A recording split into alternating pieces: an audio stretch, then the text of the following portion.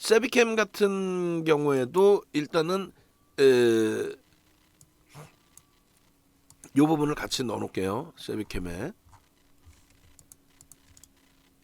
거래대금이 시간 내에서 1위로 형성이 된 거예요. 세비캠이. 그렇게 해서 세비캠 신규주의 변동성의 확장 부분이 형성이 된 거고, 그 다음에 예쁜 공디님께서도 이렇게 세비캠에서의 수익 범위를 가져가셨어요.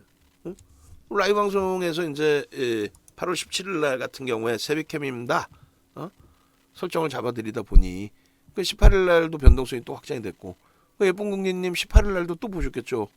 17일 날 이렇게 4% 수익을 내셨는데 18일 날은 안 보셨을까? 관심 종목에 들어가 있었겠죠. 결론적으로 세비캠입니다. 세비캠입니다. 세비캠입니다. 요 세비캠을 바탕으로 해서 18일 날 거래대금 1위 기준인데 요 순서를 좀 바꿀게요.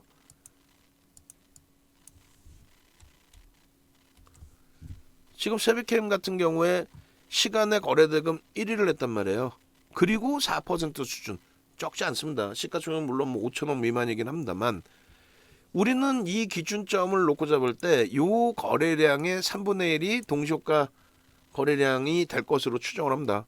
그럼 97,000 주니까 대략 33,000 주, 그냥 3만 주가 동시효과의 최소 거래량으로 형성이 된다. 3만 주 곱하기 100, 그럼 300만 주죠. 그럼 내일 세비캠은 3천억 이상의 거래대금이 터진다는 얘기예요. 물론 마감 때까지 양보로 잘 나올 때. 그렇지 않고 갭상승 이후에 살짝 올랐다가 꼬리 달고 내려오거나 음봉으로 밀리면 거래대금은 둔화가 됩니다. 그렇지만 아마도 10시까지 기준에 대략적으로 우리가 기준 거래량 잡아드린, 우리 장 끝나자마자 기준 거래량 사실 잡아드렸거든요. 시간을 안 보고. 200만 주라고 잡았을 때 10시까지 30%니까 60만 주죠. 60만 주에서 최대 100만 주까지 터질 수 있다고 봐요.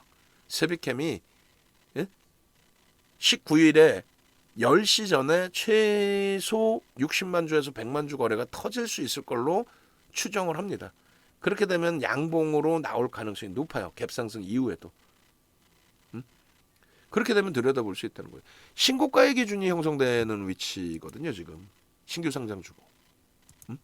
이 세비캠 같은 경우는 폐배터리 재활용 시장의 급성장, 뭐 결론은 미국의 정책입니다. 우리가 2차 전지를 지금 다시 다 들여다보고 에코프로에서 그 큰 수익을 잡아낸 이유 중에 하나는 2차 전지에 대해서 미국 쪽에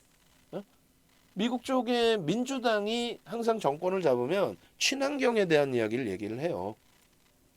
그래서 클린턴 대통령 때 교토의정서에 서명을 하고, 오바마 대통령 때 파리 기후협약에 서명을 하고, 이번에 이제 또 탄소 배출권에 대해서 강력한 제재를 가하죠. 그것을 이제 부시 대통령 들어서면서 클린턴 대통령의 교토의정서 파기하고, 트럼프 대통령 들어오자마자 바로 파리 기후협약 오바마 대통령이 체결한 거 파기해버립니다. 정책이 달라서 그래요. 전통 에너지를 활용을 할 것이냐, 아니면 전통 에너지가 아닌 기존의 전통 에너지가 아닌 신재생 에너지를 갈 것이냐, 이 정책이 공화당 쪽은 아무래도 전통 에너지를 선호하고 그쪽에서의 공식적인 정치적 후원을 받고요. 민주당 쪽은 친환경을 바탕으로 해서 신재생 에너지 쪽에서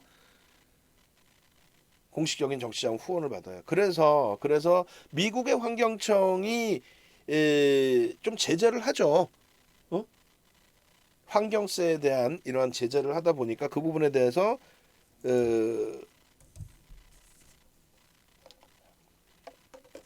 소송도 이루어졌었고, 그 소송이 2015년에 진행됐던 환경청의 월권행위에 대한 소송이 결국은 지금 이제 공화당 쪽 대법원의 판결이 월권행위다 이렇게 나왔단 말이에요. 6월 말 그때 기준으로. 근데 그 내용이 이제 보수적인 대법관분들이 6분, 그리고 이제 좀 진보적인 대법관분들이 3분 이렇게 돼 있대요. 정치적인 해석도 좀 있긴 있었습니다만, 어찌됐건 이제 그러한 그 맥락에서 2020년 대선 과정 속에 민주당이 이제 좀 승기를 잡는 그런 흐름 속에 친환경 관련된 정책에 대한 기대 요인. 그렇게 되면서 결론은 미국의 테슬라가 폭등을 하죠.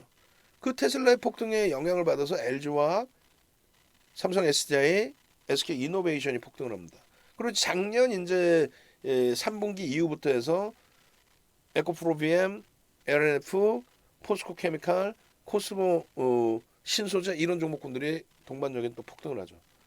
그리고 지금의 기준에서 다시 미국의 인플레이션 감축법에 대한 친환경적인 내용, 그 친환경적인 내용 부분에 전기차 관련된 내용이 포함되어 있고 그 부분에 대해서 이제 세비캠 같은 경우에 폐배터리 재활용 사업을 진행하고 있기 때문에 이 부분이 굉장히 크게 부각이 될 수 있다 이 내용입니다. 다만 실적 검증은 더 해야 되고요. 응? 지금 HPSP처럼 이제 그 세비캠도 컨센서스 그걸 캡처를 해서 넣어주셔야 돼요. 그리고 두 번째 기준은 공모가가 35,000원이 사실은. 근데 지금 그 세비캠 같은 경우는 주가가 10만 원을 넘기고 있어요. 10만 6,900원 시간에서. 그렇기 때문에 저평가 상태로 접근하는 건 아니에요. 그러니까 성장성에 대해서 좀 들여다보겠다. 그것도 그건데 하여간에 뭐 심사숙고해야죠. 그래 철저히 기술적으로 대처합니다. 아시겠죠?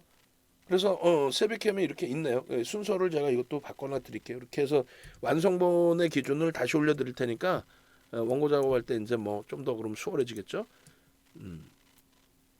뭐 이렇게 보여도 되겠네요. 요 내용 때문에 시간에 급등을 했다. 펀더멘탈적으로는 더 검증받아야 될 게 많다. 예? 매출액이 450억인데 시가총액이 4,800억이다. 이거는 좀 무리수가 있다라는 거죠. 세비캠 같은 경우에 8월 17일에도 9시 1분에 이렇게 전략 기준을 잡아서 올려드렸었고 그때 가격이 93,000원이었고 응? 그리고 쭉 뻗어 올라갔다 꼬리 달린 건 전량차익 실현 또 재편입의 기준 또 신고가의 기준 시간에서 뭐 그런 내용들의 기준이 됩니다. 응? 그렇게 되고 8월 17일 9시 22분 또 9시 22분에 12.81이잖아요. 응? 그리고 9시 30분 16.59 그 이상으로 쭉쭉 뻗어 올라갔었죠. 그죠? 17%대까지. 결론적으로 차익 실현의 범위를 설정한다. 차익 실현의 범위를.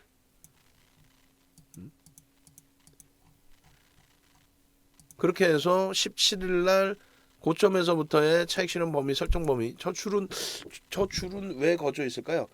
저 5분봉은 뭐 내일 제가 다시 한번 잘라드리든가 할게요. 잘라드리고 그때 또 설명을 드리고 그리고 17일 날 12시 40분에 여러분들께 등락률 7%일 때 불교등 마스터님이 벌써 이미 올려주셨다는 거죠. 17일 12시 40분이 아닌 것 같은데 등락률이 7%면은 꼬리를 달고 내려와서 그런가요? 17일 9시 30분에 10만 1,900원 어찌됐건 요 밑에서 한번 같이 봅시다. 그렇게 하고 12시 40분 46분 거래대금 치상이 그리고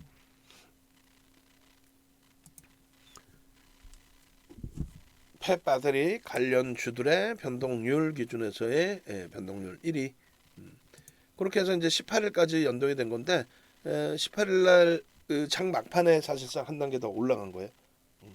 저 부분을 같이 들여다보고 있었고 요 흐름 속에서 직전 거래일의 고점을 양봉으로 또 잡아 넘겨준 거니까 19일 날 또 들여다볼 수 있겠습니다라고 기준을 잡아 드렸는데 뭐 시간에서 추가적인 강세까지 연출이 된 거죠. 우리가 그 시간에를 보고 넣은 종목이 아니에요. 그 전에 이미 넣어둔 종목입니다. 그래서 내일 기준에 세비캠의 흐름을 추가적으로 놓고 보자. 그리고 OCI에 보시면 우리 직원분들께 말씀드리는 건데 OCI에 보시면은 요 그 미국 인플레이션 감축법이 그 하나솔루션이나 OCI 양쪽 다 있긴 있을 거예요. 그거 내용하고 또 한 가지는 조금 전에 말씀드렸던 그 대법원의 판결 있죠. 그 내용까지 여기다 같이 포함을 시켜주세요. 그래서 인플레이션 감축법에 대한 친환경적인 내용 그 내용 부분들 그걸 같이 다 설명을 하면 되니까 내일 그렇게 해서 설정을 잡아주시고